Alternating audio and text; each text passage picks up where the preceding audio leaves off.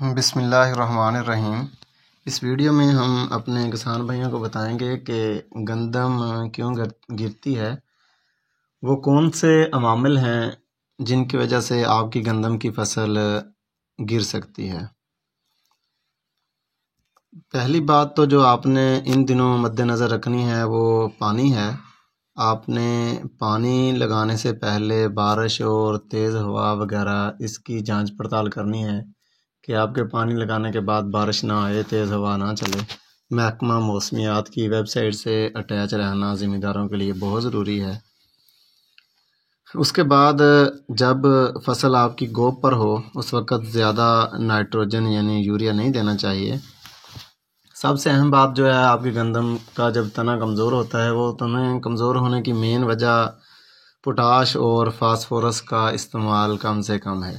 हमारे यहाँ phosphorus DAP तो अमूमन किसान इस्तेमाल करते हैं, लेकिन पोटाश कोई कोई किसान इस्तेमाल करता है। तो इन दोनों का अगर हम इस्तेमाल कम मकदार में करते हैं तो भी हमारी फसल गिरने के चांसेस बहुत ज़्यादा होते हैं। कुछ वैरायटीज़ हैं जो बहुत ज़्यादा गिरती हैं, कुछ ज़मीन की नौइयत पर भी होता है। ज़मीन की नौइयत की वजह से अगर आपकी फसल बहुत ज़्यादा कद कर जाती है तो वहाँ आपको देख सोच कर यूरिया डालना चाहिए। रूटावाटर हाल से जितनी ज़मीन गहराई तक यानी कि गहराई तक हम उखाड़ देते हैं, बारिशों से वो सारी की सारी नरम हो जाती है, तो हवा चलने से वहाँ भी आपकी ज़मीन जो फसल है उसके गिरने के चांसेस बहुत ज़्यादा होते हैं।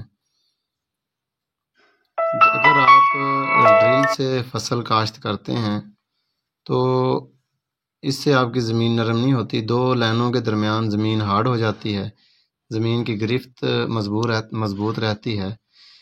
इसलिए गोब पर कैन गवारा और पोटाश की हम सिफारिश करते हैं कि जब भी आपकी फसल गोब पर हो तो उसको पोटाश और कैन गवारा लाजमी दें। अलबत्ता बार बार यूरिया देने से फसलें कच्ची और नरम हो जाती हैं।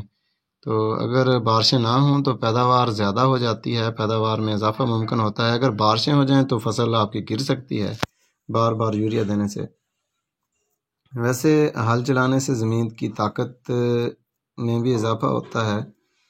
जो इजाफी ताकत है फिर ज़ाहिर है उधर फसल भी अच्छी होती है। खादें कम देने से पैदावार कम ही होगी, अच्छी नहीं होगी, लेकिन खाद आपको सोच समझ कर डालनी चाहिए कि किस वक्त कौन सी खाद डालनी है और कितनी मकदार में डालनी है।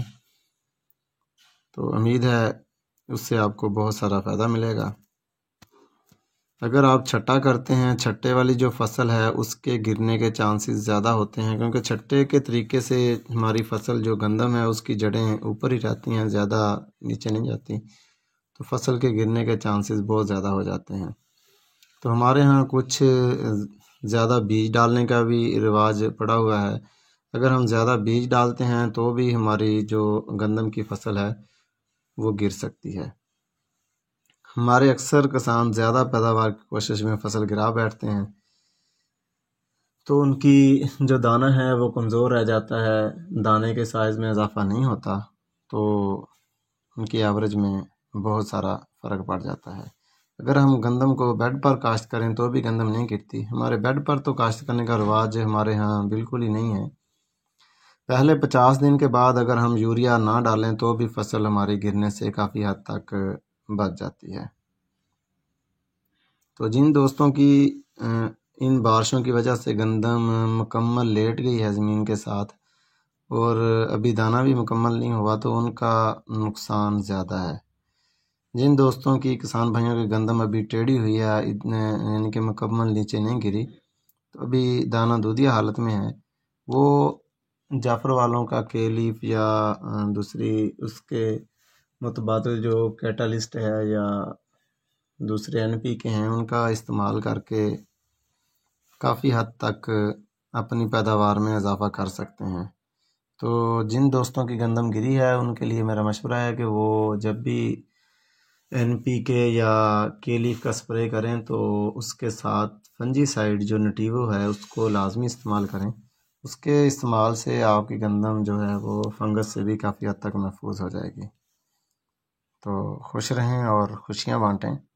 मुझे अपनी दुआओं में याद रखिएगा।